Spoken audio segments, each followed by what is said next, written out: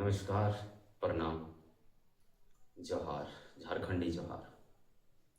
आशा और उम्मीद करते हैं कि आप सभी बच्चे मस्त होंगे, चुस्त होंगे, तंदुरुस्त होंगे। और चलिए एक नए वीडियो के साथ लेकर आए हैं और बहुत ही इंटरेस्टिंग और मज़ेदार रहेगा, क्योंकि आज हम नवम वर्ग के एक्सरसाइज प्रश्नावली 1.2 लेकर आए हैं। तो इस वीडियो को मज़ेदार बनाने के लिए हमें आपका साथ चाहिए और आशा और उम्मीद करते हैं कि आप लोग भरपूर हमें सहयोग करेंगे, है ना, साथ देंगे। सहयोग कैसे करना है? तो हमारे फेसबुक पेज को फॉलो कर, वीडियो को शेयर कर और मेरे यूट्यूब चैनल को सब्सक्राइब कर। मेरा यूट्यूब चैनल नेम है जेक टॉपर्स एजुकेशन। क्या?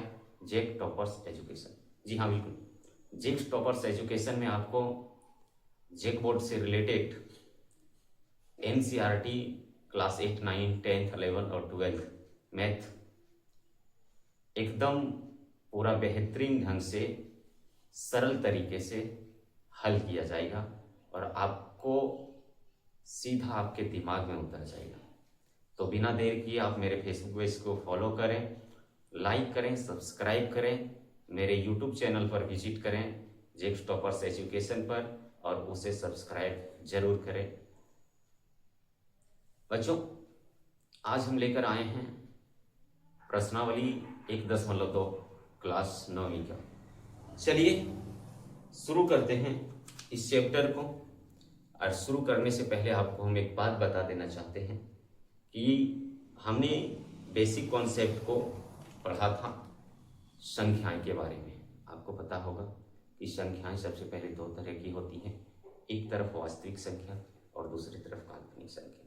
इस चैप्टर में काल्पनिक संख्या का जिक्र होगा इस चैप्टर में, है ना। कैसे होगा इसको आगे बताएंगे, और वास्तविक संख्या के अंतर्गत क्या क्या आता है इसको हम बेहतर ढंग से सीख चुके हैं। तो चलिए बिना देर किए इस चैप्टर को शुरू करते हैं। पहला क्वेश्चन में 3 पार्ट है। 3 पार्ट में से 2 पार्ट अभी तुरंत हम करवाते हैं और 1 पार्ट इसके बाद तुरंत, मतलब आज पूरी चैप्टर को समाप्त। 3 क्वेश्चन इसमें है और तीनों को हम समाप्त करेंगे। चलिए बिना देर किए हम क्वेश्चन की ओर अग्रसर होते हैं, आगे की ओर बढ़ते हैं। क्वेश्चन मेरे पास दिया है, क्या दिया है कि निम्न कथन सत्य है या असत्य, सही है या गलत है।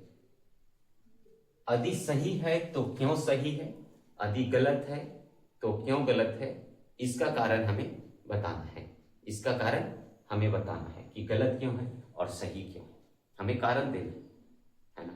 तो सही क्यों है और गलत क्यों है, पहले पार्ट का पहला क्वेश्चन पर आते हैं। पहला क्वेश्चन बताता है कि प्रत्येक अपरिमेय संख्या, क्या बोल रहे हैं कि प्रत्येक अपरिमेय संख्या एक वास्तविक संख्या होती है। क्या? प्रत्येक अपरिमेय संख्या एक वास्तविक संख्या होती है। तो आपको पता होगा कि वास्तविक संख्या के अंतर्गत क्या क्या आते हैं। यदि नहीं है तो चलिए बताते हैं, है ना। सबसे पहले देखिए,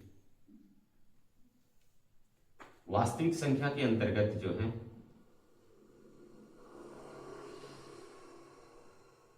वास्तविक संख्या है,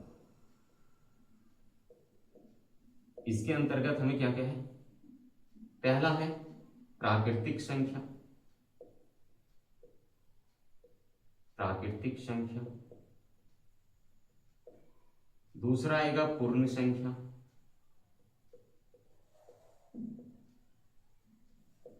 तीसरा आएगा पूर्णांक,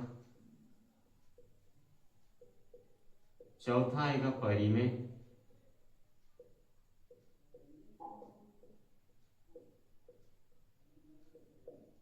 और पांचवा आएगा अपरिमेय संख्या। तो किसके अंतर्गत? वास्तविक संख्या के अंतर्गत ये 5 संख्याएं पढ़ने को हमको। प्राकृतिक संख्या, पूर्ण संख्या, पूर्णांक, कोई दिक्कत, परिमेय और अपरिमेय, ये 5 संख्या है। अब ये 5 क्या कह रहा है कि प्रत्येक अपरिमेय संख्या, जितनी अपरिमेय संख्याएं दिया गया है मेरे पास, कितना, जो भी अपरिमेय संख्या होंगे ये किसका रूप होगा? वास्तविक संख्या का रूप होगा। किसका होगा? तो वास्तविक संख्या जो होगा वो परिमेय संख्या के, है ना, सॉरी, अपरिमेय संख्या जो होगा वो वास्तविक संख्या का अंग है। और यही हमें पूछा है कि प्रत्येक अपरिमेय संख्या वास्तविक संख्या होती है। जी बिल्कुल, जितना अगर कोई पूछ दे कि वास्तविक संख्याएं अपरिमेय संख्या, तो ये गलत हो सकता है, लेकिन ये इसके छत्र छाया में जी रहा है। वास्तविक संख्या के छत्र छाया में क्या है? अपरिमेय संख्या। तो अपरिमेय संख्या जो है वास्तविक संख्या का एक अंग है। और यही तो हमें पूछा है कि अपरिमेय संख्या वास्तविक संख्या होती है? बिल्कुल होती है। क्या होती है? बिल्कुल होती है ना, बिल्कुल एकदम। तो क्या लिखेंगे? वास्तविक संख्या, प्रत्येक वास्तविक संख्या क्या होगा? परिमेय संख्या के संग्रह जो होगा, है ना, यानी अपरिमेय संख्या का जो संग्रह होगा वो कहां से आता है? वास्तविक संख्याओं से ही होता है। इसलिए हम इसको क्या लिखेंगे कि वास्तविक संख्याओं के संग्रह में अपरिमेय संख्या होती है। वास्तविक संख्या के संग्रह में अपरिमेय संख्या होती है। तो यहां लिख सकते हैं हम हल में, ये बिल्कुल क्या हो जाएगा? सत्य हो जाएगा। क्या लिखेंगे? सत्य। सत्य है तो कारण पूछा, क्यों? तो लिखेंगे कारण में, क्योंकि वास्तविक संख्या के संग्रह में,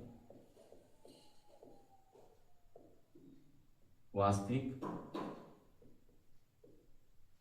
संख्या के संग्रह में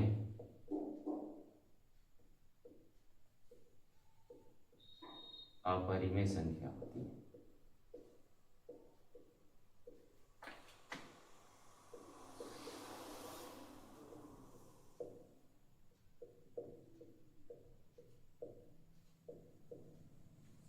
कोई दिक्कत, कोई समस्या? जी नहीं। या तो ऐसे भी हम इसको लिख सकते हैं कि जो अपरिमेय संख्या होती है वो वास्तविक संख्या का अंग होता है। ऐसे लिख सकते हैं, अपरिमेय संख्या वास्तविक संख्या का एक अंग है। क्या लिख सकते हैं? अपरिमेय संख्या वास्तविक संख्या का एक अंग है। कोई दिक्कत? जी। अब क्या है मेरे पास? दूसरा इसका दिया, पहला का दूसरा पार्ट दिया है कि संख्या रेखा का प्रत्येक बिंदु, एक मेरे पास क्या करना है? संख्या रेखा ले लो यहां से यहां तक, ठीक है? जो इधर भी आ सकता है, 0, -1, -2, इस तरह चलते जाइए, 1, 2, 3, इस तरह से क्या इधर भी चलता जाएगा। तो एक संख्या रेखा होगी। अब बताते हैं संख्या रेखा का प्रत्येक बिंदु, है ना, √m का के रूप का होता है। किसके रूप का? √m के रूप का होता है। जहां m एक क्या है? प्राकृत संख्या है। जहां m क्या है? एक प्राकृत संख्या है। तो ये असत्य होगा। क्यों होगा? बता दो।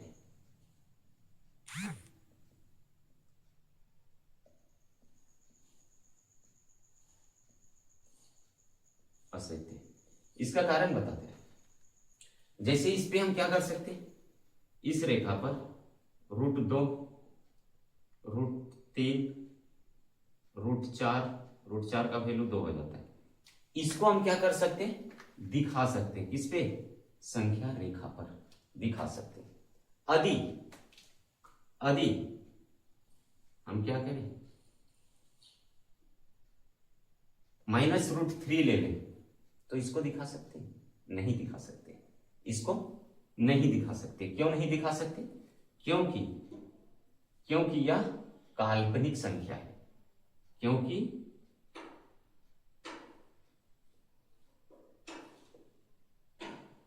यह क्या है? काल्पनिक संख्या है। और इसको हम क्या कर सकते हैं? नहीं दिखा सकते। तो इसके कारण में हम क्या लिखेंगे? कोई भी ऋणात्मक संख्या, इसका कारण लिख सकते हैं कि कोई भी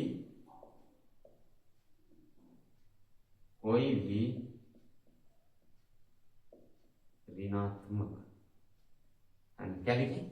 कोई भी ऋणात्मक किसी प्राकृतिक संख्या का, कोई भी ऋणात्मक संख्या, कोई भी ऋणात्मक संख्या किसी प्राकृतिक संख्या का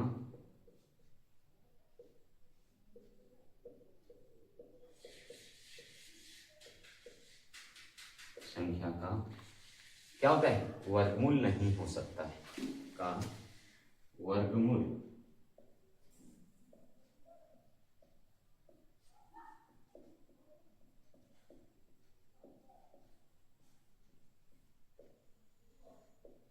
नहीं हो सकता है। क्योंकि हम पहले बता दिए थे वास्तविक संख्या और एक काल्पनिक संख्या होती है। काल्पनिक संख्या को हमें उसका जिक्र ही नहीं करना, तो काल्पनिक संख्या को हम क्या कर सकते हैं, संख्या रेखा पर प्रदर्शित नहीं कर सकते हैं, नहीं दिखा सकते हैं। हम क्या करेंगे, √2, √3, √4, √5, √6 को दिखा सकते हैं, -√1, -√2, -√3, -√4, ये सारी संख्याएं क्या हो जाएगी, काल्पनिक संख्या हो जाएगी, और इसे हम संख्या रेखा पर प्रदर्शित नहीं कर सकते हैं। कोई दिक्कत, कोई परेशानी आप लोग को? रोहित आपको? जी नहीं, बिल्कुल। चलिए इसे एकदम तुरंत लिखिए, फिर इसका जो है तीसरा पार्ट कराते हैं, फिर दूसरा क्वेश्चन करवाएंगे, फिर तीसरा तुरंत खत्म कर देंगे।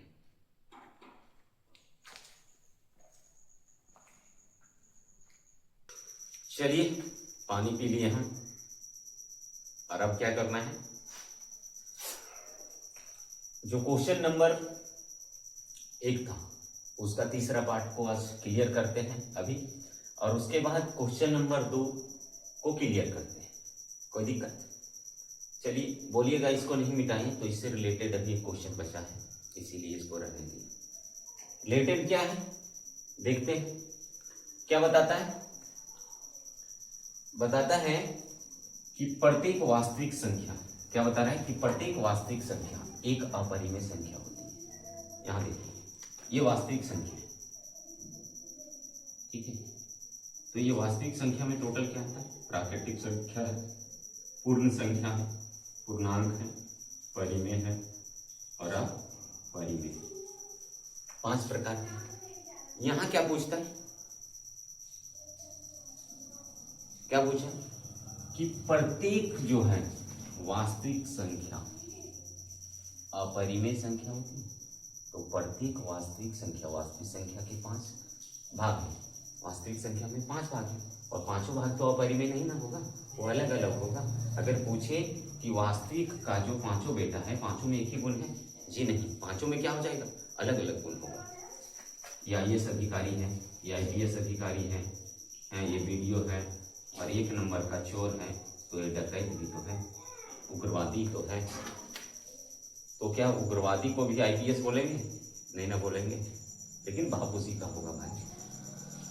तो हम क्या कर सकते हैं, इसको असत्य लिख सकते हैं। क्या लिखें, असत्य लिख देते हैं। हल क्यों है ये भी बता देते हैं।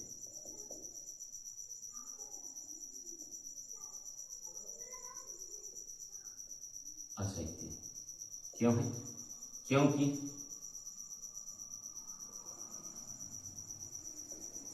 वास्तविक संख्या के संग्रह में वास्तविक संख्या के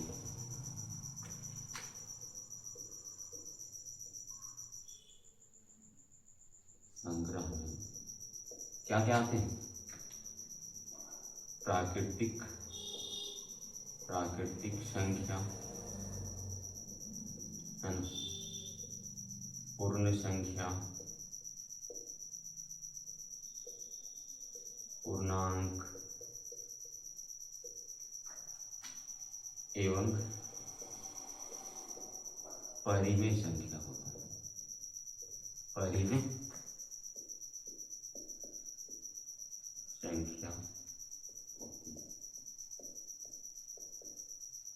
तो क्या कर सकते हैं, कोई दिक्कत है? तो ये सारी संख्याएं हैं, तो सारी संख्या को एक चीज हम नहीं बोल सकते हैं भाई कि सब चोर है। 20 लड़कों की समूह है, 20 लड़कों के समूह में से सभी लड़के चोर हो सकते हैं, कहना गलत है। तो यही कहना है कि वास्तविक संख्या में से सभी संख्याएं जो है वो अपरिमेय संख्या नहीं होगी। क्या सभी लड़के ईमानदार हैं, ये भी कहना गलत है। तो इसीलिए ये कथन के हम क्या करते थे, खारिज करते, असत्य हो गए। नेक्स्ट दूसरा क्वेश्चन बता रहे हैं, क्या बता रहे हैं कि क्या सभी घनात्मक पूर्णांक के वर्गमूल अपरिमेय होते हैं? यदि आपका उत्तर नहीं है तो एक ऐसी संख्या के वर्गमूल का उदाहरण दीजिए जो एक परिमेय संख्या है। जो क्या है? एक परिमेय संख्या है। क्या इसका कितने लोग सॉल्यूशन कर सकते हैं? कितने लोगों का उत्तर जो है नहीं है वो कमेंट करें जल्दी, तुरंत कमेंट कीजिएगा। चलिए, मेरा उत्तर है नहीं, क्योंकि प्रत्येक घनात्मक पूर्णांक जो होते हैं, घनात्मक पूर्णांक बहुत सारे हैं, तो क्या घनात्मक पूर्णांक का जो वर्गमूल होगा वो क्या हो जाएगा? अपरिमेय तो नहीं होगा ना भाई। अब देखिए घनात्मक पूर्णांक कहाँ से आते हैं, यहां से लेके घनात्मक पूर्णांक 1 होगा, 2 होगा, 3 होगा, 4 होगा, 5 होगा, 6 होगा, 7, 8, 9, 10, 11, 12, 13, 14, 15, 16 और चलता जाएगा। तो ये सारे क्या हो जाएंगे? घनात्मक पूर्णांक होंगे।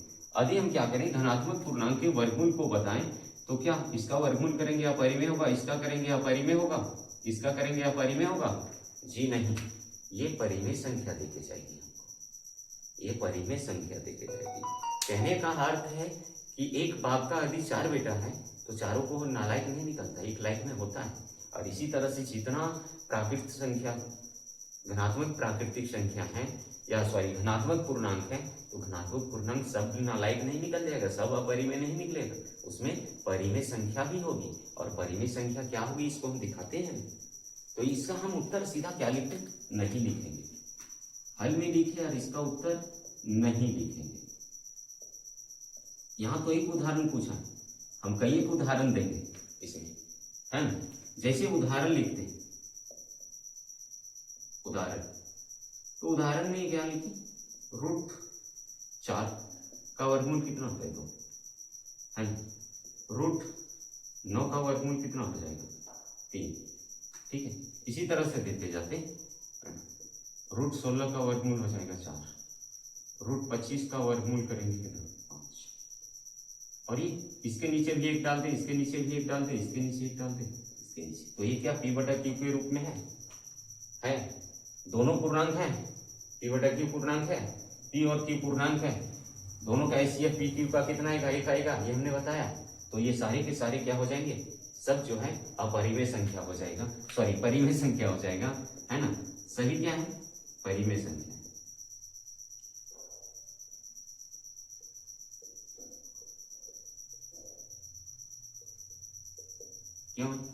क्योंकि लिख सकते हैं, चलिए क्या है? क्योंकि यह क्या है? P/Q के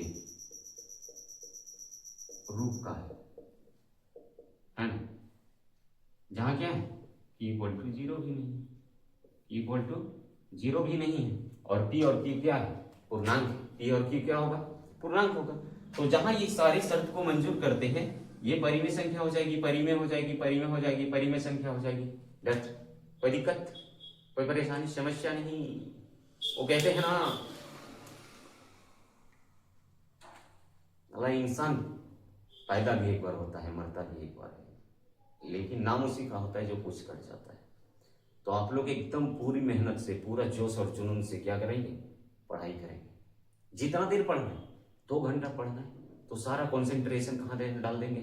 अपनी किताबों के ऊपर, अपनी पढ़ाई के ऊपर। खेलना है तो सारा कंसंट्रेशन खेलने के ऊपर होगा। खाना है तो उस समय भी खाने के ऊपर कंसंट्रेशन होना चाहिए। सारा ध्यान कहाँ केंद्रित होना चाहिए?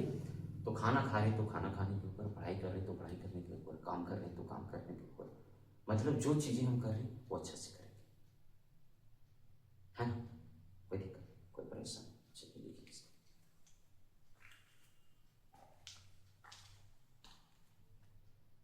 चलिए एक बार फिर हाथ जोड़ के विनती है आप लोगों से, मेरे फेसबुक पेज को फॉलो ज़रूर करें और मेरे यूट्यूब चैनल को सब्सक्राइब ज़रूर करें और अधिक से अधिक वीडियो को शेयर करें, है ना। थोड़ी सी हमें आपकी हेल्प चाहिए, हमें आगे बढ़ने के लिए। अगर आप हमें कुछ नहीं, हम आपको सिखाते हैं, तो उसके बदले आप हमें सिर्फ वीडियो को लाइक करें, चैनल को सब्सक्राइब करें फेसबुक पेज को फॉलो करें और वीडियो को अधिक से अधिक शेयर करें। चलिए आपको आज एक्सरसाइज क्या करते, 1.2 का जो तीसरा क्वेश्चन और अंतिम क्वेश्चन है उसको एकदम सरल तरीके से आपको सिखाते हैं। एकदम अथक प्रयास करने के बाद हम क्या करते हैं, इसे बनाते हैं, आप तक पहुंचाते हैं और आपका एक छोटा सा काम हमें आगे बढ़ा सकता है। इसलिए हम चाहेंगे, आशा और उम्मीद के साथ आप लोग से चाहते हैं कि वीडियो को अधिक से अधिक शेयर करें। लाइए हम आपको बताते हैं, ये तीसरा पार्ट क्या बताता है, तीसरा क्वेश्चन बताता है कि दिखाई की संख्या रेखा पर √5 को किस प्रकार निरूपित किया जा सकता है। क्या किया जा सकता है, √5 को किस प्रकार निरूपित किया जा सकता है। तो संख्या रेखा पर करना है हमें किस पे करना है, ये संख्या रेखा है। चलिए ये मान लीजिए कि शुरुआत 0, 1, 2, 3, 4, एक और भी जा सकता है, लेकिन उतना जरूरी नहीं। हमें क्या करना है कि √5 को प्रदर्शित करना है कि √5 कहाँ होगा, इसको दिखाना। तो √5 को कैसे प्रदर्शित करते हैं, एक आपको क्लास 8 में सीखेंगे पाइथागोरस प्रमेय, ठीक है। क्या सीखेंगे, पाइथागोरस प्रमेय। तो देखिए क्या दिए, हम पाइथागोरस प्रमेय से लिखेंगे, पाइथागोरस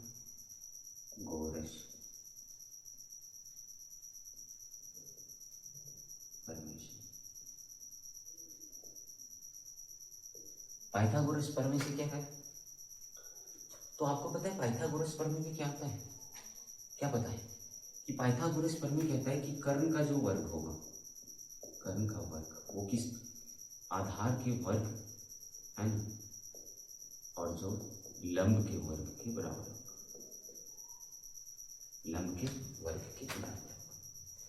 अब मेरे पास क्या दी कि संख्या रेखा √5 को, तो अभी रूट को मिलेगी, सिर्फ क्या लेना 5 लीजिए, 5 को इस प्रकार से लिख सकते हैं और +1 लिख सकते हैं जी, बिल्कुल। अब क्या करना है, इसको टोपी पहना दिए, √5 को टोपी पहना।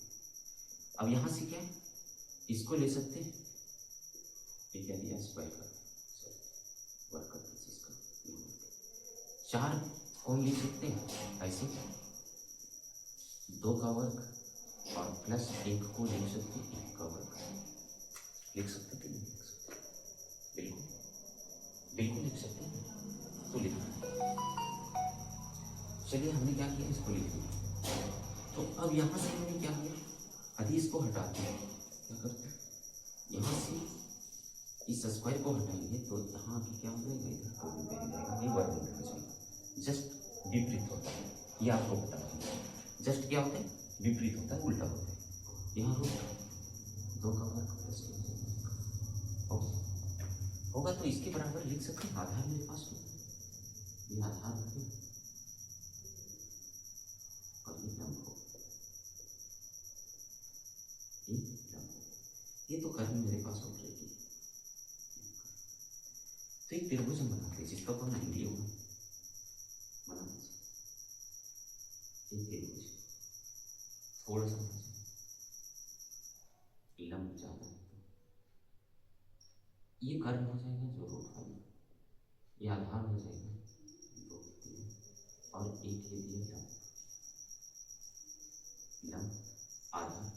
तो बताइए इसमें सबसे पहले कि हम आधार को लेते हैं, तो आधार क्या करेंगे, यहाँ से 2 सेंटीमीटर या 2 इकाई दी है, 2 यूनिट, तो इस पर एक घेरा बनाते, बिंदु बना देते हैं, जहाँ से जाएगा तो देखिए घेरा बना। अब यहाँ से क्या करना है कि 90 डिग्री का जो है कोण बना दें।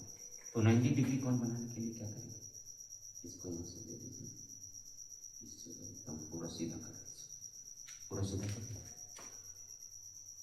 अब मेरे पास क्या दिया, कर्ण दिया, कर्ण, तो कर्ण अभी हम साइलेंट रखें, यहाँ से क्या हो जाएगा, लंब कितना दिया, यहाँ से 1 सेंटीमीटर की दूरी पर एक बिंदु को काट दीजिए, जहाँ 1 सेंटीमीटर मान लिया यहाँ तक, यहाँ चाप बना के क्या करना है, काट देना और यहाँ से मिला देना,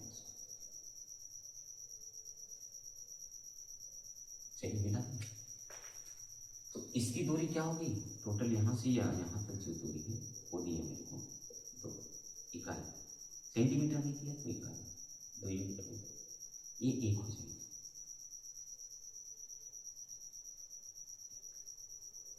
ये √5 हो जाता है।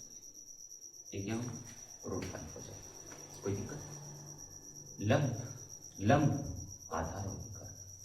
अब बताते जो प्रकार होता है, प्रकार उसको लीजिए और उसको यहाँ से यहाँ रखिए, इस जगह पे।